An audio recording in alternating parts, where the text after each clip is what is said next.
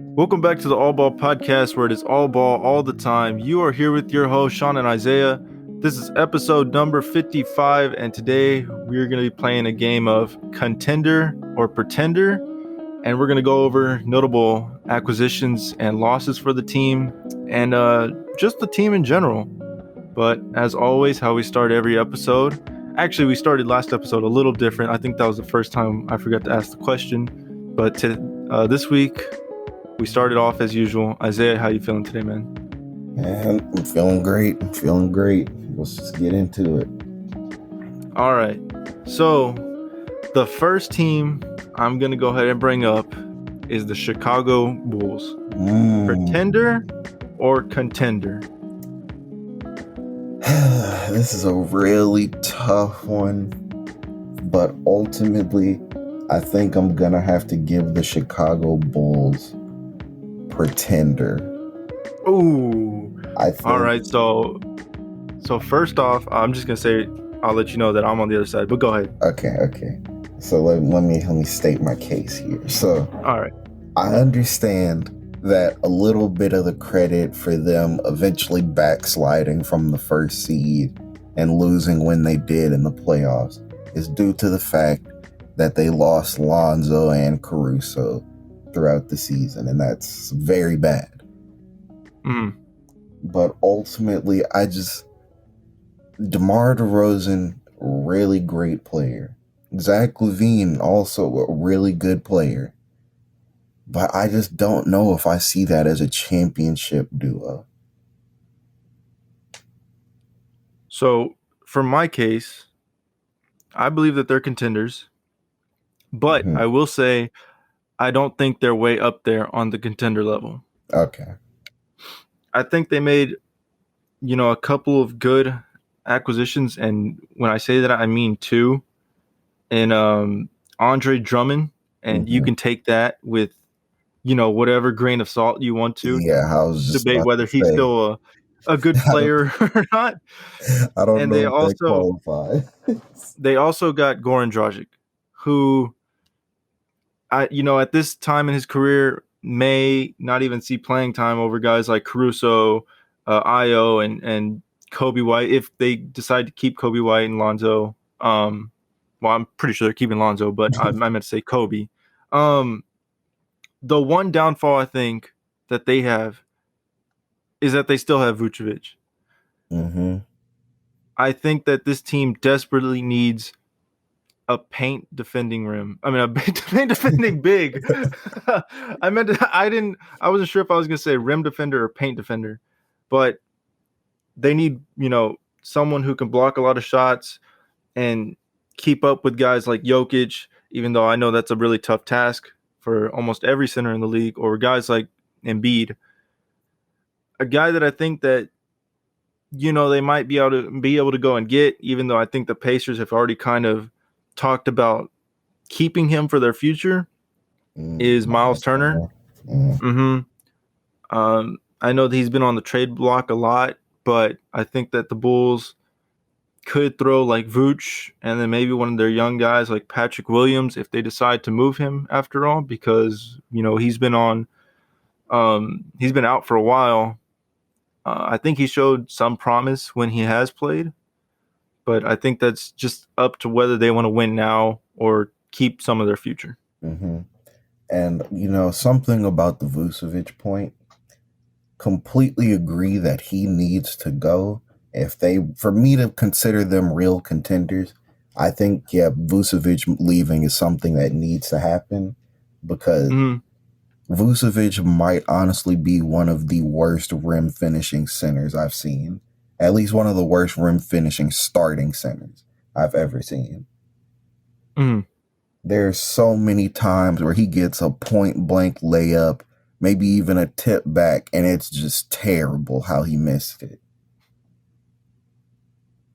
I also think that his streakiness is so hurtful for the team, just because, there's times where he can really hit his shots at, a good quantity, but I would think most of the time that he's hitting at a pretty low clip. And like you just said, that he's not a good rim finisher.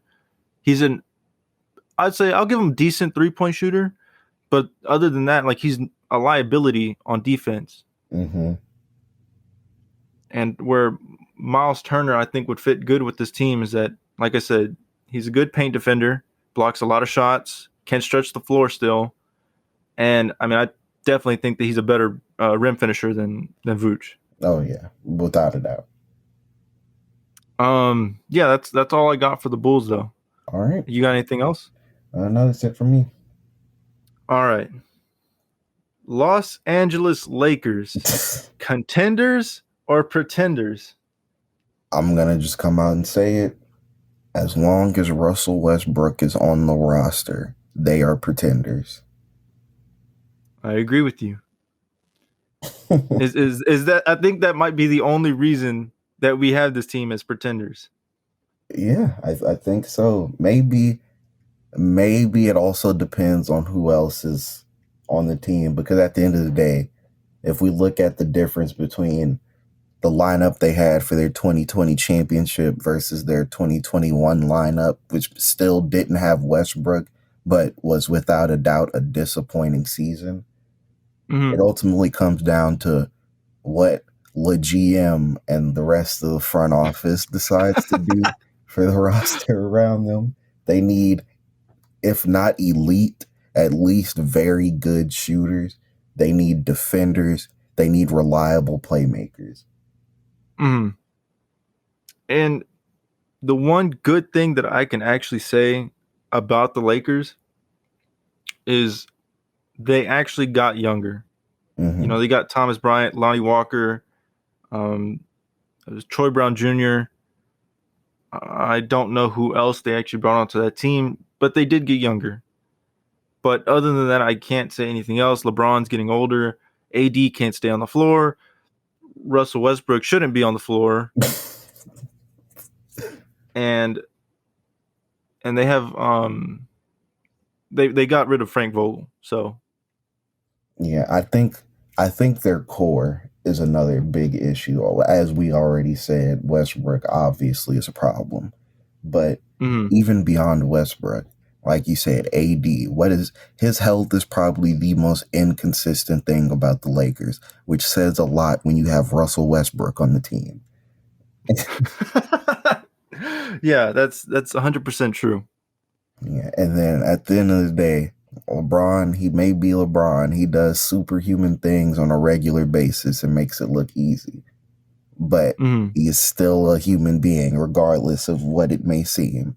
And at some point, time is going to fully catch up to him. It's already started. We've seen him sit out significant amount of time. So at any point, whatever next injury could be the one that really derails a season for them. Mhm. All right, I think that team was pretty straightforward, like we said. Yeah, Um, there wasn't really much to say beyond the Westbrook point, but we made it work. right. All right, so let's go ahead and move on to our next team. Dallas Mavericks. Mm. Contenders or pretenders? I'm gonna have to call them pretenders too. Oh, okay. Listen, I truly like the addition of Christian Wood. Obviously, as he was a Rocket, I really root for the guy. But ultimately, I'm not exactly sure if he could be that level of center that the Mavericks need. And then outside of that, when we look at the Mavericks roster, first of all, like, who is really gonna be their like major backup playmaker after Luka? I mean, it's gonna have to be Dinwiddie because they lost Brunson. Exactly. And Spencer Dinwiddie has clearly fallen off from his Nets days, which says a lot because even his Nets days weren't amazing. So when you're relying on Spencer Dinwiddie to be your second best playmaker, that's kind of a problem.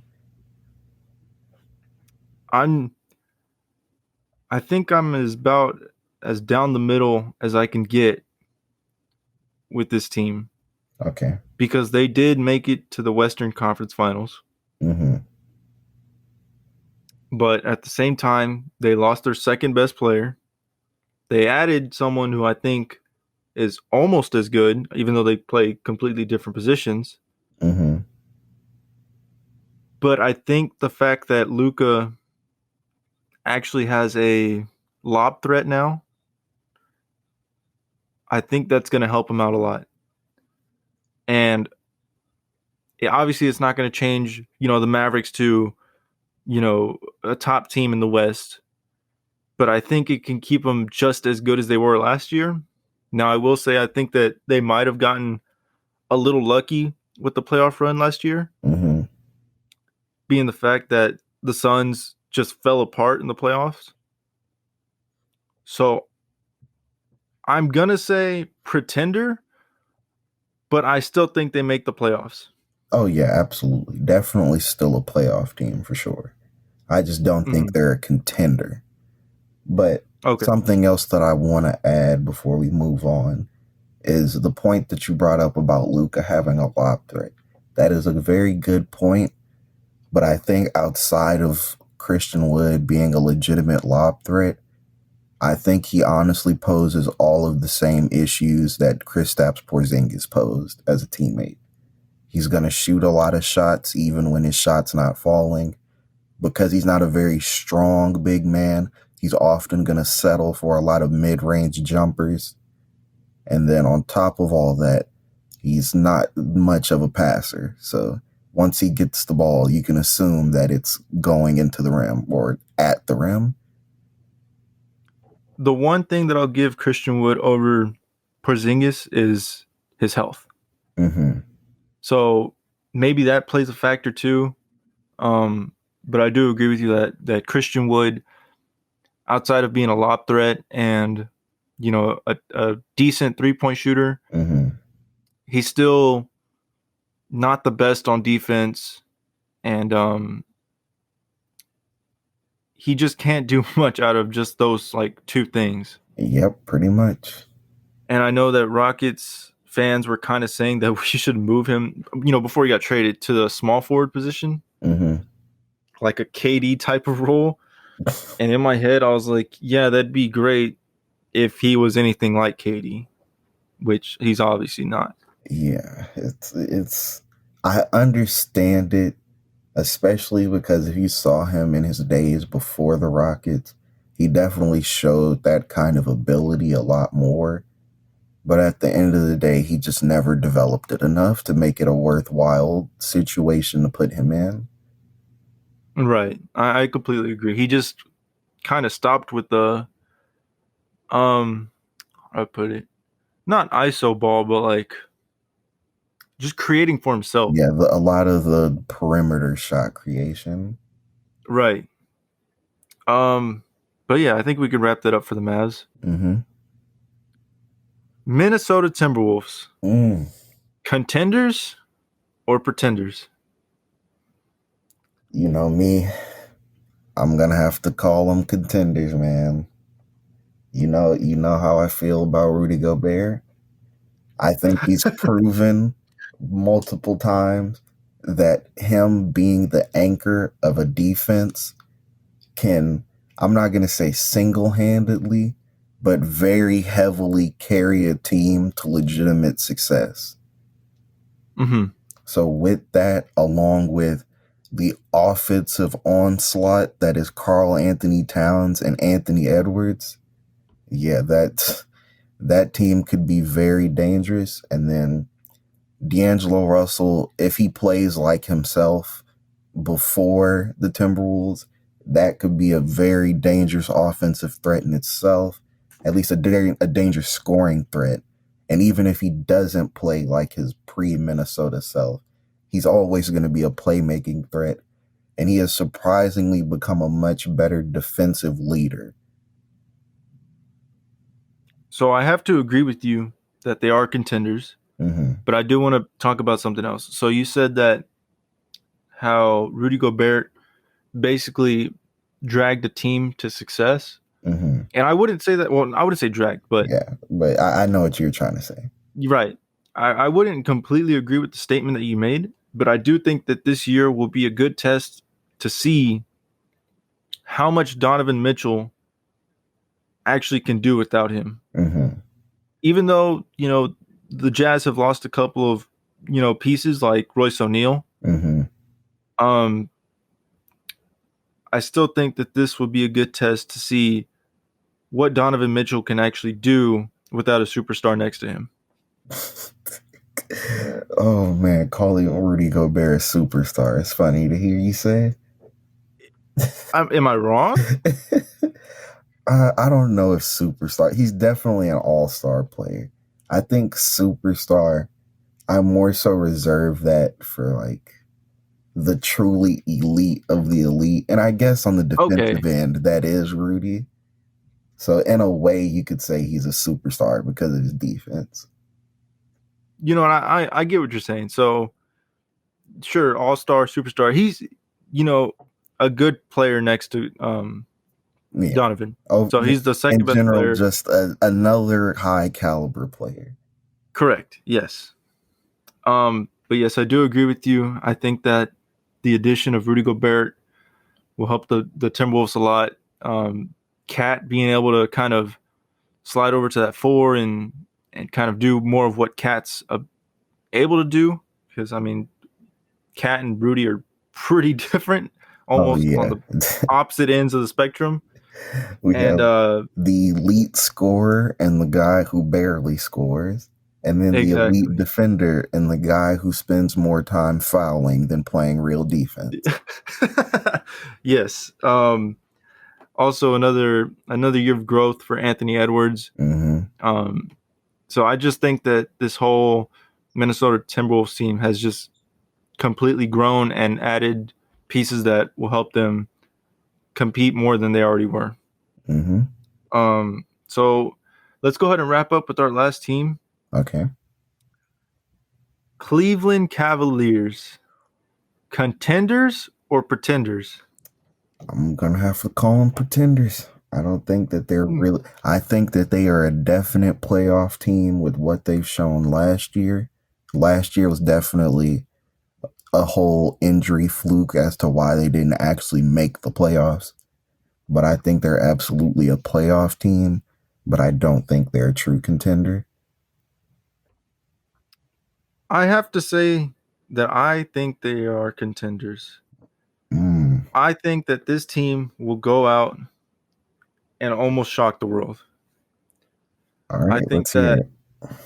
Darius Garland will make a substantial leap from where he was last year. I think year 2 of Evan Mobley is just going to be something that we really haven't seen in a while from a guy like in a second year. Mm-hmm. I don't think Jared Allen will really grow much. I think he's pretty much hit his ceiling. Oh I yeah. don't think he could really do any much more than what he already does than play good defense and get a lot of rebounds and blocks. I think role players like Isaac Okoro, they should grow. Other guys like, I mean, I don't even know if this guy should be even getting like too much playing time, but like Jetty Osman, trying to think of some other young guys on that team. The whole situation with Colin Sexton, I think if he stays, I think that'll be still good for the Cavaliers. Yeah, I think they're contenders, but about as sneaky contender as they can be. It's interesting that you bring up Colin Sexton because I actually believe that Colin Sexton staying on the team would be more of a detriment than a help. Because if we look at what Colin Sexton does when he's at his best, he's not really passing the ball. And when he gets the ball, he's always looking to score it. Mm-hmm. Now, granted, he is proven to be a really good scorer in this league. But ultimately, I think this team has proven with the way that it played last year that whatever Colin Sexton likes to do is not the formula for success for this team. I mean, I agree. They probably do not need him to be as good as they were last year. But I just don't think it would hurt to bring back a guy, even if it's off the bench, to be that, really great scorer, and for his size, a good defender. Mm-hmm. Especially if it's on a pretty decent deal. I mean, if he's wanting over like 20 million, I obviously say no to that, or even maybe like 17 million. Over anything over that, I'd say no to. Yeah, I think for a guy of his health issues, yeah, that's definitely too much money. Right. But other than that, I mean, I think that the Cavaliers can shock the world. I think they have a good chance for that this year. You see, and also another thing is that I have to disagree with your point that Darius Garland takes a significant jump. I think the only way he could immediately take a significant jump as a player is if he just somehow became a better team defender. I think he's shown us about the best that he can give us in terms of scoring volume. He may increase his efficiency, but I think his volume is pretty much capped out. And he's also proven to be, I wouldn't necessarily say top 10, but definitely one of the better playmakers in the league. And so I'm not sure if really there's much more room for him to grow as a player. Well, there's room to grow. I don't know if he will make that growth. You don't think he could hit Trae Young type of scoring? I don't see it. Okay. I have to disagree with you. I think that he still can make that jump. I think that he has a lot of potential to grow still. I don't think he'll become that defender like, how you were saying that he could be. Mm-hmm. Or not that he could be, but what would make him better. I don't see that happening, but I still think that he has room to grow, in a lot of it, to grow offensively. Okay. But let's just go ahead and wrap things up. If you like the episode, go ahead and leave a like, subscribe, and drop a comment down below. Isaiah, any last comments? Don't forget, share the podcast with as many people as you can. All right, we will catch you on the next episode.